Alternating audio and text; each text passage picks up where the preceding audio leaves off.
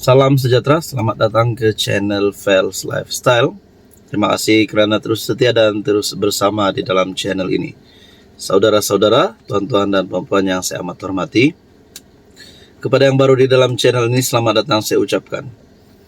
Mungkin antara beberapa isu yang menjadi panas sebelum ini adalah berkaitan dengan isu Najib Razak. Ramai yang berkata Najib sudah tidak ada harapan, Najib sudah kritikal, bukan keadaan kesehatannya, tetapi dalam keadaan statusnya sekarang yang masih berada di penjara. Bahkan baru-baru ini, apabila mahkamah menolak berkaitan dengan isu tahanan rumah, menjadikan Najib semakin jatuh, semakin down. Salam sejahtera, saudara-saudara, tuan-tuan dan puan-puan yang menonton video dan iklan kali ini yang sangat best. Ini adalah terapi imun transfer factor. Kita mesti tahu bahawa kita mempunyai sistem imun badan yang berbeza-beza. Jadi, melalui sistem imun badan yang sihat, melalui sistem imun badan yang dididik dengan bijaksana, melalui sistem imun badan yang mempunyai kekuatan, boleh mencegah pelbagai jenis masalah kesihatan. Jadi melalui transfer factor terapi imun, produk ini adalah untuk mendidik, menyeimbangkan dan meningkatkan kekuatan sistem imun badan. Badan kita, manusia yang mempunyai sistem imun badan yang baik, yang sihat, yang dididik oleh terapi imun, boleh mengelak pelbagai jenis masalah kesihatan. Sekiranya Anda ingin mendapatkan maklumat tentang terapi imun transfer factor, Anda boleh menghubungi nombor saya yang tertera. Ada yang berkata, ini adalah satu keputusan yang amat menyedihkan bagi Najib. Tapi saya rasa dan saya yakin, memang ada juga berkata, inilah Najib perlu hadapi. Ditambahkan pula dengan keputusan berkaitan dengan 1MDB kalau tak silap, dengan beberapa kes yang lain yang melibatkan nama Najib, 15 tahun penjara, denda 11 bilion. Jadi apabila semakin banyak cabaran yang dihadapi oleh Najib, sudah pasti penyokong, pengikut setia Najib mahu Najib dibebaskan, mahu Najib bukan saja sebagai tahanan rumah tetapi dibebaskan daripada penjara. Kalau boleh tahun ini, mungkin tidak mustahil Najib boleh dibebaskan pada bulan Februari, bulan Mac, April, Mei, Jun, Julai, Ogos, September, Oktober, November, mungkin Desember. Tidak mustahil, tetapi untuk Najib dapat dibebaskan, kena mengikuti prosedur yang betul. Bukan sekarang nih ada duit berbilion pun, kalau Najib tidak boleh dibebaskan, tetap tidak akan dibebaskan. Dengan mendapatkan pengampunan penuh daripada yang di Pertuan Agong, barulah Najib boleh dibebaskan. Tapi layakkah Najib untuk mendapat pengampunan penuh? Persoalan seterusnya pula, layakkah Najib untuk dibebaskan? Nah, itulah yang menjadi persoalan sekarang. Tetapi bagi pengundi Najib, penyokong Najib, terutamanya di kalangan UMNO, mau Najib dibebaskan. Jadi kita berpikir, kalau Najib dibebaskan, let's say lah Najib dibebaskan pada tahun ini, pun tak logik juga lah. Sebab selesai untuk SRC International, selesai hukuman penjaranya adalah pada 2028, kalau tak silap. Jadi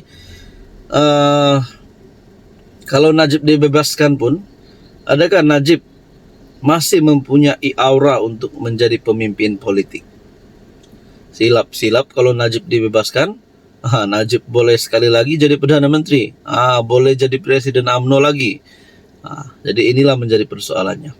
Tapi buat masa sekarang, saya lihat memang jauh sekali untuk Najib dibebaskan, bahkan untuk diberikan pengampunan. Jadi apa pula pandangan Anda? Salam sejahtera, selamat datang ke channel Fels Lifestyle. Terima kasih kerana terus setia dan terus bersama di dalam channel ini. Kepada yang baru di dalam channel ini, selamat datang saya ucapkan, selamat tahun baru dan semoga terus dalam keadaan damai sejahtera. Saudara-saudara yang saya amat hormati, tuan-tuan dan puan-puan. Mungkin bukan sahaja saya yang tertanya-tanya, mungkin Anda juga tertanya-tanya. Apakah akan berlaku kepada kerajaan, kepada Anwar, sekiranya UMNO, Barisan Nasional, keluar daripada kerajaan pada hari ini ataupun bila-bila waktu sebelum tamat penggal? Mungkin kita sudah mendengar kenyataan-kenyataan daripada kepimpinan UMNO, kepimpinan PAS berkaitan dengan penyatuan semula Parti Besar Melayu ini. Ditambahkan pula dengan ada cadangan bersatu, PAS dan UMNO membentuk gabungan baru, bukan setakat muafakat nasional, tetapi sebagai muafakat agung. Jadi kita tertanya-tanya, apa akan berlaku kepada kerajaan sekiranya benar-benar UMNO Barisan Nasional keluar daripada kerajaan? Di sebalik gesaan daripada Ketua Pemuda UMNO sendiri, Dr. Akmal Saleh, agar UMNO menarik diri daripada kerajaan menjadi pembangkang yang bermaruah. Nah, apa yang berlaku? Mungkin banyak pendapat berbeza-beza daripada kalangan rakyat Malaysia, daripada pemerhati politik, daripada rakyat Malaysia, netizen dan pengamal media sosial. Ada satu pendapat yang cukup hebat, saya mau kongsi dengan anda semua. Daripada Harapan Daily, anda boleh lawat Harapan Daily. Ini yang berlaku kepada PH jika UMNO tinggalkan kerajaan perpaduan.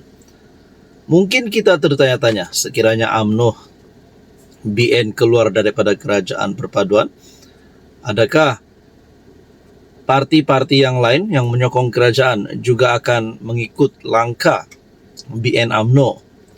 Adakah GRS, GPS akan mengikuti langkah BN UMNO untuk keluar daripada kerajaan? Nah, itu yang menjadi persoalan paling utama. Tapi dalam ulasan ataupun dalam kenyataan ini, PH masih berpotensi menang pilihan raya umum ke-16 dan mengekalkan Datuk Seri Anwar sebagai Perdana Menteri bagi penggal kedua walaupun tanpa kerjasama UMNO, kata Profesor Madya Dr. Muhammad Yusri Ibrahim. Pensyarah Pengajian Polisi Universiti Malaysia Terengganu itu berkata, hal tersebut bergantung kepada beberapa faktor utama landscape politik semasa. Menurutnya antara faktor terpenting ialah corak sokongan pengundi Cina sekiranya UMNO meninggalkan kerajaan perpaduan dan kembali bekerjasama dengan PAS. Jika UMNO dan PAS kembali bergabung dalam suasana seperti yang dirancana oleh sayap-sayap pemuda mereka, pengundi Cina dijangka kembali menyokong PH secara solid. PH kembali menguasai segmen bandar dan segmen bercampur seperti dalam PRU 14, PRU 15. Selain itu, faktor GRS turut dilihat signifikan dalam menentukan keputusan PRU 16. Dr. Yusri menjelaskan kerjasama sedia ada antara PH GRS dalam kerajaan serta pilihan raya negeri yang lalu, memberi petunjuk bahawa gabungan itu berkemungkinan diteruskan pada peringkat persekutuan. Dengan kedudukan dan kekuatan semasa serta disokong sebagai kerajaan negeri, GRS berpotensi menang banyak kerusi di Sabah nanti, jelasnya. Tidak kekal terikat. Dalam masa sama, beliau menekankan peranan penting GPS, Gabungan Parti Sarawak, yang tidak terikat secara kekal dengan mana-mana gabungan. Menurut Dr. Yusri, formula utama dalam hubungan GPS adalah tidak mencabar mereka di Sarawak. Selain mengambil kira sentimen dalaman negeri, itu pasca PRU 15, apabila wujud bantahan terhadap kemungkinan GPS membentuk kerajaan bersama PN PAS.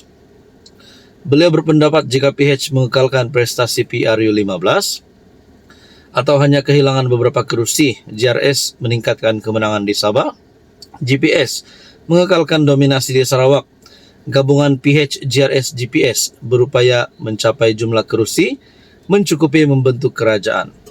Ini adalah congakan awal berdasarkan situasi semasa. Sekadar menjawab persoalan sama ada PH boleh menang PRU 16 tanpa UMNO, katanya. Jadi itu baru 2 parti, apatah lagi kalau bersatu juga akan sertai kerjasama yang sama dengan PAS dan UMNO. Kedua-dua parti besar tersebut mempunyai kekuatan di tempat sama, yaitu segmen Melayu. Beliau melihat potensi kerjasama UMNO dan PAS termasuk kemungkinan penyertaan bersatu sebagai lebih mencabar dari segi pengurusan dan pembahagian kerusi. Jadi berkaitan isu ini, tuan-tuan dan puan, apa komen Anda?